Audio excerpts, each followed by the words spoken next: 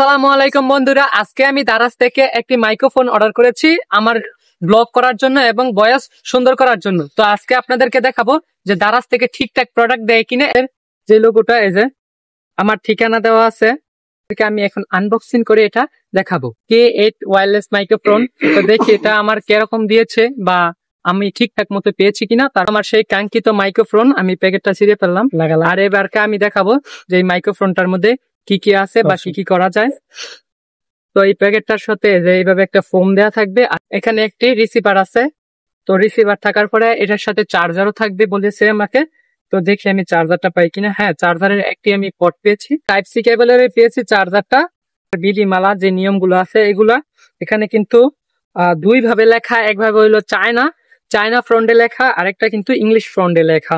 আপনাদেরকে আমি দেখাবো যে মাইক্রোফোনটা কিভাবে কানেক্ট করতে হয় মোবাইলে।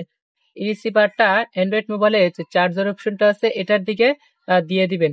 অপশনে যাওয়ার পর এখানে চার্জ দিবেন। সরাসরি ওটিজি দিয়ে চার্জ দিলে এরকম একটি অপশন আসবে, ওটিজি কানেকশন। এটা আপনারা ক্লিক করবেন।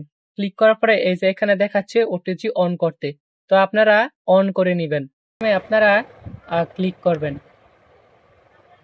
ক্লিক করার পরে এই যে অপর সাইডে এই যে সবুজ বাতি জ্বলে গেছে, এই বাতিটা যদি জলে নিবে তাহলে বুঝবেন যে এটা কানেকশন হয়নি, কিন্তু এটা সম্পূর্ণভাবে জ্বলে আছে, যার কারণে এটা কানেক্ট হয়েছে। এখন যদি আপনাদেরকে আমি ভয়েস ওভার করে শোনাই, তখন আপনারা যে ভয়েসটা শুনতে পেরেছিলেন তা ছিল আমার মোবাইলে ধারণকৃত ভয়েস, আর এখন যেটা শুনতে পাচ্ছেন তা হলো মাইক্রোফোনের ধারণকৃত ভয়েস। তো আপনারাই কম্পেয়ার করে নেন যে কোনটা ভালো।